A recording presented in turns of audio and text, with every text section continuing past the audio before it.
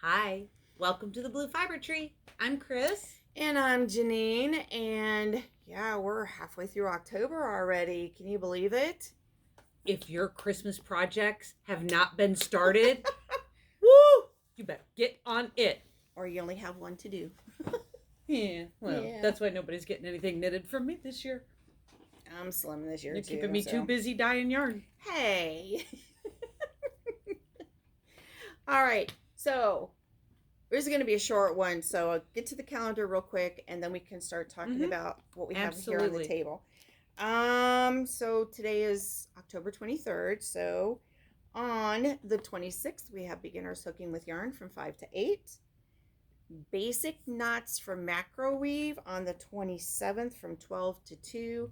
Perfect. And then later that evening from 4 to 8, yes, is Macrame for beginners. So if you can't do the basics for Macroweave to learn the knots, and then we have the Beginners Macrame, which you actually end up with a small wall hanging when you're done with that one. Yeah. Then we have on the 29th, the one-day weave-in from 9 to 5. And, which I have to change that. I don't know why it says 10 to 4. It should be 9 to 5. Sorry, people. And then on November 5th, the macro weaving basics from 11 to 4. And then at the same time, there is a weave a wreath. And I believe that is probably a tapestry, because Kathy's teaching it, so that would be 11 to 4. Okay. And then on November 9th is basic needle felting from 5 to 8. That's a Wednesday evening. Perfect. Yes, super quick, but go to the homepage of longtailedness.com and you can get the full calendar there. Yeah, and they'll also be underneath the comments, underneath in the description. I always put the upcoming calendar so you guys can get a quick glance there and then get more detailed on her website. Yep. Let's start with these first, because let's tell them what they're doing. They don't even know what we're doing today. Well, that's why we're going to start with these. We're going to show you the reference books and materials that we use. Yes. For any projects that we do. The things that are our favorites. Yeah. They're the go-tos that we go back to every single time to find things that we need. So. Bad hands. It's okay. Okay. She's got it. All right. So I sell these in the store, and a lot of people will carry these just as a very quick reference. Mm-hmm. You have the Pocket Guide to Crochet, and these are really nice because they're laminated. I have that one. And they open up like this, and they show you how to do certain stitches. Mm-hmm. And there's stuff on the back too, which is really cool. And they even have the abbreviations and wonderful pictures. And then there's also the Pocket Guide for knitting, and it does the same thing. So when you open this up, you have this on one side, and you have this on the other. And they're handy, quick references, just like, okay, how do I start that one again? Just as a reminder. You guys, these are... I might need to get that knitting one, because every once in a while I'm sitting there looking up on Google, how do I... Mm-hmm. And this is very basic stuff in here. It's the basic stuff that I look up sometimes. And I think there might even be how to fix a drop stitch or something might be in here too. Awesome. So really nice to know. Handy stuff, handy things. So really quick. These are less than $5, guys. Yep. So there you go with that. In the knitting and crochet world, since we're still on that. Well, so this one, it's called Cast On Bind Off.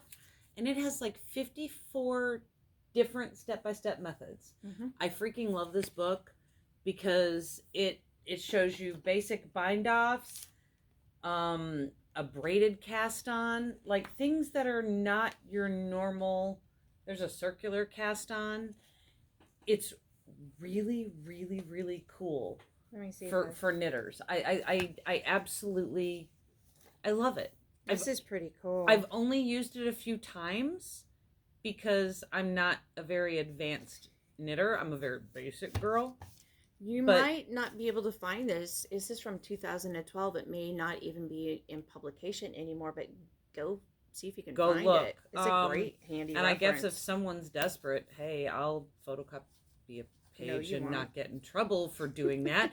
But I'll teach you how to do something that's on a page. Let me reference that again. What's that one? Well, actually, this is called yarnitecture, but it also has to do with weaving. There's knitting patterns. Okay, I saw knitting, so I thought it might have to do. This has knitting patterns in the back of the book after you've spun your yarn. Oh, sweet. Yeah. I like that book. We'll get to I this have that book. Okay. So this book, this is Freeform Knitting and Crochet. I love this book because I am so like not regimented with what I do. Yeah, you don't like to follow a pattern. I don't. And this book gives you ideas on how to do, like, how to pick complementary colors, how to create odd shaped pieces and put them together. And it's like, it's awesome when you want to do like a free form blanket Afghan type thing. Really, really, really great tool. I love this. So there's a saying in the store, a pattern is only a suggestion. They would be accurate. Do not be afraid to change your pattern if you want to throw in a couple of rows of a different stitch. It's fine. You can do that. Okay? What are you doing? Sure. Go ahead. I'm just pulling up one book that I currently don't have in front of me because I can't find it in my studio. All right. So for the needle felting, we're going to go to needle felting. This is a great reference. This is the Ashford needle felting book. Wonderful pictures in here with great detail. It shows you how to do certain things from beginning to end. This is also the book that you get in when you get their intro to needle weaving. It also has this book in there along with 4 or 5 different types of needles, 15 different colors of wool. Yeah. Your phone piece, interfacing, because if you're going to do something that you're going to applique on something else, that kind of stuff. But there are all kinds of things in here. It's hump day. There's Sorry, I couldn't resist. Hey, Mike. Here's the little beagle, and they actually have a kit for the beagle that we sell here in the store. So I want a kit for the Campbell. Great reference here. That's the only needle felting book that I have in the store. Yeah, you'll notice that I don't have any needle felting books over here because it hurts my hands so horribly that I very rarely needle felt. Yeah, I do love it. I just, it doesn't like me. Doesn't like you. Yeah. What are we going to do next? So I have a slew of macrame books. I mean, I have macrame books coming out my ears. However, this one is my favorite. This is just simply a macrame pattern book. Yep. Once you have an understanding of your basic knots. Now, this does show some basic knots. It shows you your basic knots. Don't get me wrong. But I like this because it shows all the different patterns you can make with the knots that you have. And it's detailed. It is, when I say detailed, it's detailed. And it's not complicated detail, but it shows you things that, like, how to hang your lark's head. Like, how much space do you need to create the pattern? Because a lot of times people will put their lark's heads on their dowel rod or their tree branch, and they scoot everything so tight together that when you make your piece goes like this. Because a square knot, once it's made, is a little wider than those 2 strands that come down from the lark's head. So this teaches you a lot about spacing and how to practice your knots. This gives you different ways to learn to practice. So I love this book. So continuing with weaving. Yeah. So this is more for tapestry weaving, this book here. So this is called On the Loom. I have that book somewhere. She has it somewhere, but I just got them in the store. I'm buying another copy. I don't want to talk about it. But this actually shows you how to do this kind of weaving on the different looms. How to warp it. What tools do you need? How do you set it up and decide what you're going to make? Your color theory. Let's get to an actual picture here. It's all words. There's no pictures in that book. It's a brand new book, so the pages are kind of sticking together yet. So hold on a minute. I just pulled it off the shelf. So you want to make something like that? You can do something like that too. But there's a lot of... I never thought about making a scarf that came off of a loom like that. Lampshade. Oh, Bob, look, aren't you happy? Lampshade. You and your lampshades. A wrapped lampshade. You want to make a teepee for your kids? Oh, that's awesome. Shows you how to make a teepee out of sticks. They can actually crawl in it. This is really cool. Thank God I didn't find that years ago. It has a lot of different things in there for weaving on tapestry or those round tapestry looms that we have. There's that. Sticking on weaving. Sticking on weaving. This is the best book in the entire universe for rigid heddle weaving. Okay? This is inventive weaving.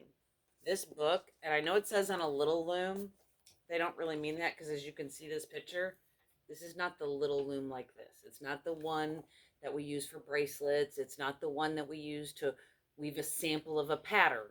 So I think the reason why they said little looms, because it's not a floor loom. Right. So I just want to clear that up so you don't think that we're crazy. This book, like, it goes from beginning to end. All right? It does talk about the floor looms, the rigid heddles. It shows you the older looms, the newer looms, how to start weaving. It shows you what a set chart is, which I don't use, and I don't want to talk about it. Tells you the most common errors people have when they're weaving. Yeah, there's some fixes. Like how do you fix a broken warp? How do you have a straight salvage edge? That's like the hardest thing to do. It shows you how to do leno lace, which I actually oddly love leno lace. It's lace. It's lace weaving. Yeah. It floats, teaches you how to do different floats and fancy stitches, fancy patterns. Mm-hmm. This book is awesome because it's very detailed, and God bless the person that wrote this book because I love it. This here is a magazine that they have out there. It's called Easy Weaving with Little Looms. I think it comes out quarterly or something like that, maybe twice a year. You see these shoelaces right here? Oh my God, those are my brown shoes. This is the shoelaces that I made for Kris for our football team here in town, and I finished them just before football season, and she put them in her shoes. Wait a minute. How did they take a picture? They took a future picture. This is why you said I need those. That's my foot. But there are all kinds of projects in here. Ooh. So I love that. Collapsed weft. You have there's a lot of details. There's the shoelaces. That's exactly what those are the shoes that I have, and those are the shoelaces she made me. That is hysterical. Yep. So this is a great resource that you can get a couple times a year. I came across this really old weaving primer, or whatever you want to call it, from 1977. And you talk about basic stitches for weaving, basically on your tapestry and your rigid heddle looms. There you go. Basket chaining. Yep. So this definitely is out of print. A lot of people don't do the chaining, like I've noticed, and it's actually really, like, I've played with it, and when you want to create a lot of, like, so the tabby and the basket, when they go in, they're a very flat weave. When you do chaining, if you do it, there's a certain way you can do it that causes it to bubble, and it's so cool in weaving projects. So very cool. Ashford Book of Rigid Heddle Weaving. This was the first one that we had in the store, and this was the first one that they made, and it's designed around the rigid heddle looms. There are patterns in here. It shows you how to set it up, just like it is in your book that comes with your loom. They have like beginners patterns. If you work your way from the beginning to the end, you're going to learn a lot. You'll be amazing by the time you're done. I started following this. I did the 3 of the 4 scarves, and then I did these, and then I stopped because I got involved in a different something. But this is a great resource. Yes. And this year they came out with a much thicker. I don't have that one yet. Basics and Beyond Rigid Heddle Weaving. You want to talk about, you want to be challenged with your patterns. there it is. You're going to be challenged to do a whole lot of different things. Did you see that mouth drop? It's because she hasn't looked at this book yet to see what's in there. What? That's the coat. Okay. That's literally the colors of the coat that I want to make. Sorry, I'm excited. She's excited. I am. But because Ashford also makes multi-shaft looms, I think there's a couple in there that you can do some multi-shaft or pickup sticks as well. Plus, they also have their multi-shaft book. You would think with, pardon me, as often as I'm in this store, I would own every single solitary book she has in here. Nope. Epic fail on your part for not just going, Kris, buy this. Or go, hey, look at the new book that came in, which I did when it came in. This is so cool. You guys can't see, but this picture right here, this is really excellent. Like, there's raised pieces that look like they're floating. That is the coolest table runner in the world. All right, we'll just add it to the list of books I need to buy on Monday when I see you. What about this book? So, our Inkaloom fans. Absolutely.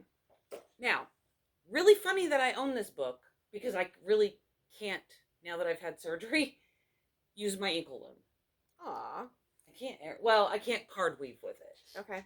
All right, so I can do a pattern that doesn't require cards, but if it requires cards to do it, it's too hard. But there's a lot of patterns in here that are pickup or Baltic type. Correct. That are not card. Correct. But with the new things that Lexi designed, maybe with the bigger cards, I can do it. So we'll have to see. But there are so many patterns for the Inkaloom.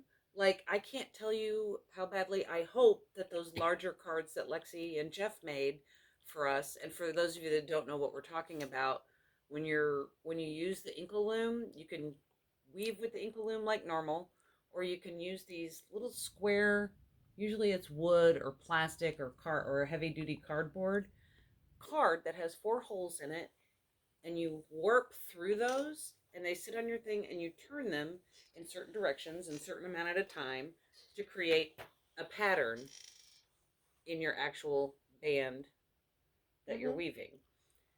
This book, with and without those, like, it shows you how to just do pickups. Most of these are just pickup designs. Yep. And then that's a backstrap. I know. Yeah. Isn't that cool? Yeah, I don't want to talk about it. We don't get into that. That's a pain in the dupa.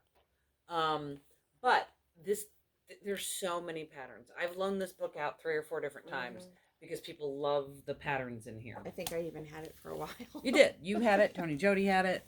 That's okay. We all had it. Absolutely. Okay. I think we're on to spinning. Yeah. Why don't you do those 2 first? All right. So this is the Ashford book of carding your fiber, whether hand carders, blending board, drum carder, to prep your fiber before you spin it. A great resource for anyone who is going to do that. And I'm looking for a page in here. I'm not going to find it because it's not in this book. It's in the other book. But at the back of this book, it actually does have a few patterns that you can knit once you have spun your yarn. Okay. The other Ashford book is the Ashford book of hand spinning. Excellent. This one has the parts. Cheapies. So in the middle of this book, it actually shows you the popular sheep breeds. He's so ugly.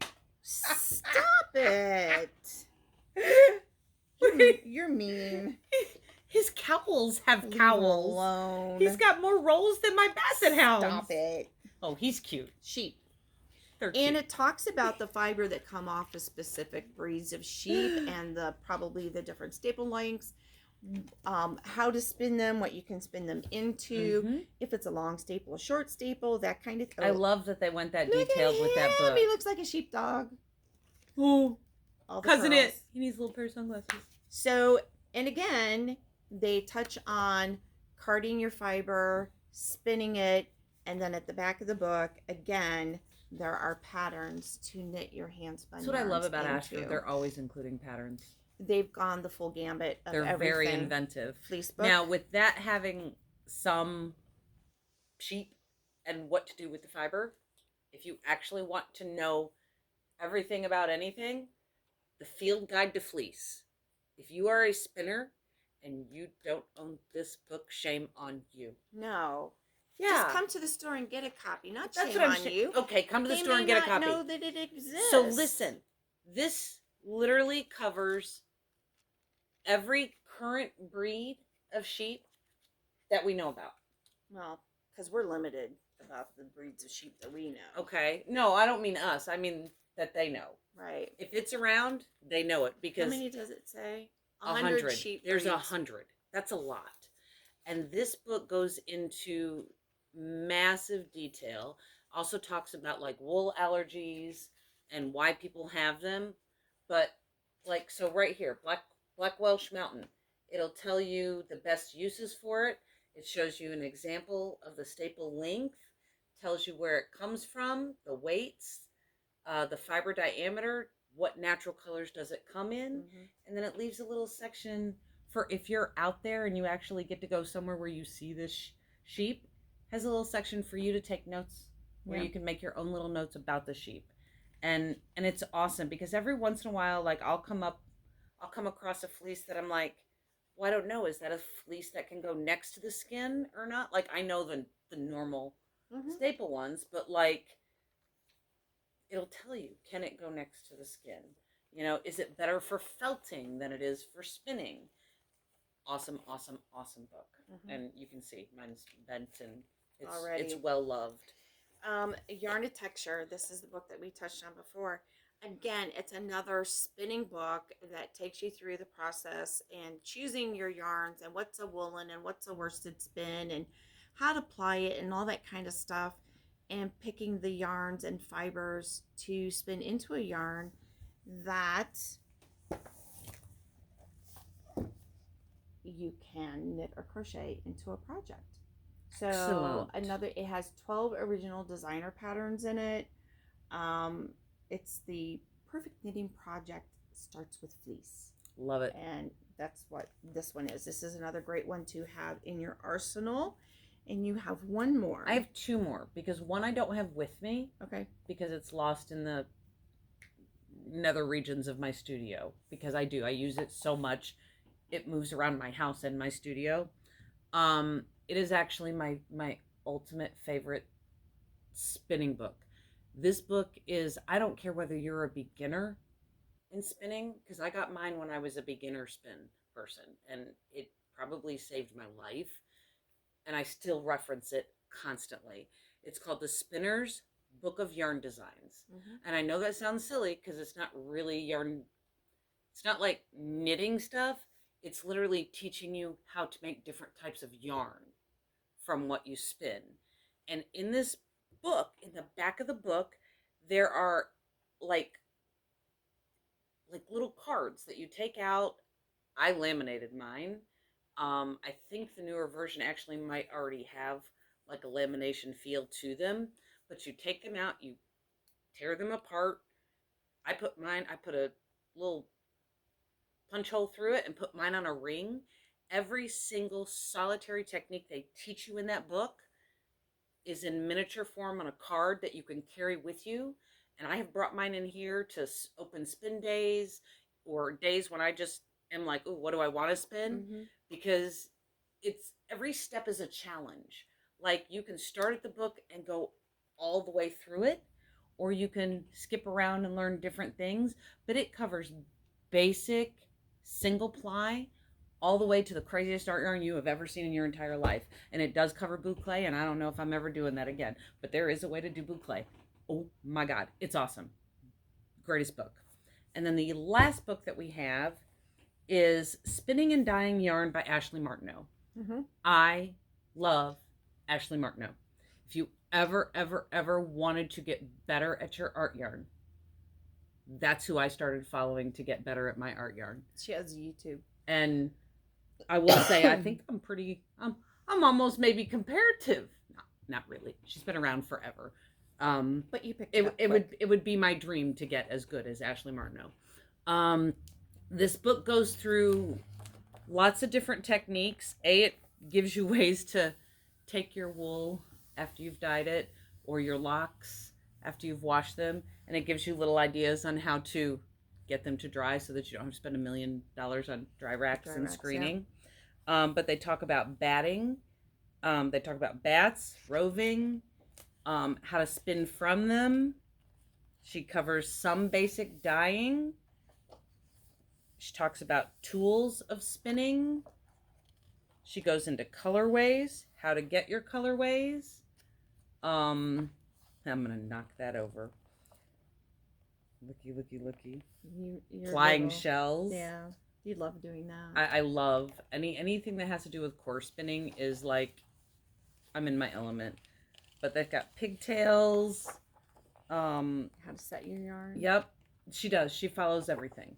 And she has a little bit of, I don't want to say, there's not really patterns, but she gives you a lot of resources in the book. And then she also tells you like how to create a brand. Right. Like if you're trying to become known for your spinning. Mm-hmm. It's awesome. It's awesome. We do have different dye techniques. Like mine vary from hers. Hers aren't wrong. They're just different. It's what she does. Yeah, it's what she does, and then I do what I do. But she does cover traditional yarns as well as art yarns. I would say that she's more known for her art yarn than she is for her traditional spinning. If I'm wanting to learn and know more about more traditional spinning, I would go to that first book that I talked about, The Spinner's Book of Yarn Designs, because that's in-depth, detailed, traditional spinning. Mm-hmm. But yeah, so those are our favorites in the world of books. If there are books that you know about that we haven't covered and you want to share with us, please comment below. I'd love to see what other people have for their favorite books. Guys, there are hundreds of books out there. These are just happen to be the ones that we use, and a lot of these are for sale in the store. Absolutely. And it just gives you that reference that you need. The thing is, you take information from these books, and that's how you develop your own style of spinning. I mean, that's absolutely. Kris has a very unique way of spinning art yarn that everybody's like, show me how you do that. And I do what I do because her hands. I want to be able to create the look that other people do, but my hands, they're broken.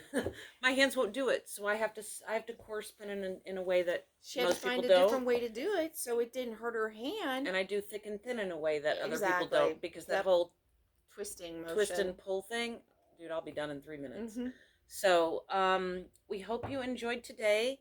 I am going to take pictures of all of these books, and I'm going to do a little segmented video that'll just run on from the end of this video. So in case we were too quick in moving our books around, you can actually see the book, get the author off the front page, and know that most of these books that we have covered are available in Longtail Knits. There's only a couple, I think, that are not. Yeah, that we got off the internet. Yeah. Yep. So again, like, subscribe, share with your friends. Go to the Blue Fiber Tree Facebook and Instagram page. Go to longtailknits.com website, Facebook Longtail Knits. You have alk&me on Facebook. You have alk&me on Instagram, and she has her own website as well. Yeah. We are everywhere. If you can't find us, you didn't try hard enough. I don't know, just because we're out there and we're getting even this YouTube channel, because of how quickly we have grown in the first year with people who are liking and subscribing, and more people are watching than have actually subscribed only. I know. Because I love when I look at our statistics. I'm like, we should have like 500 subscribers if everybody that watched was actually subscribing. But that's okay. But it's okay because it's a topic of conversation when people come in. Did you see the last one that they put up? You know, so absolutely, it's great. It's great to hear the feedback. We are actually probably one of the few who actually get live feedback because people walk in the store. To the customers that come into the store. So absolutely. So we have a lot of fun. Keep a lookout on our Blue Fiber Trees page. We'll probably be doing another holiday basket towards the end of the year. So keep tuned. We're at the end of October now. So keep watch so that you know what to do to get into the little Christmas drawing, because there will be one. I have a little holiday basket for everybody. And there was something else, and I'm trying to remember what it was, and it makes me crazy. Oh, keep an eye out on our Facebook page. Go to our Facebook page, because we're gonna have a little contest coming up about what you're working on. I'm gonna need to see some posts from people. You'll see November 1st, I'm putting up a little thing that says it's a WIP contest. So I need a work in progress contest. Okay, you'll get more details on the Facebook page. So get over there and see it. You're hearing about it for the first time, and so am I. I plan and surprise her. She does that all the time. It's okay. Keeps her on her toes. All right, guys, we're going to go. Have a beautiful day. Yeah, have fun, enjoy, and happy Halloween to everybody, and we will see you next month. I'm going to be Laverne. We'll see you later. Bye. Peace out.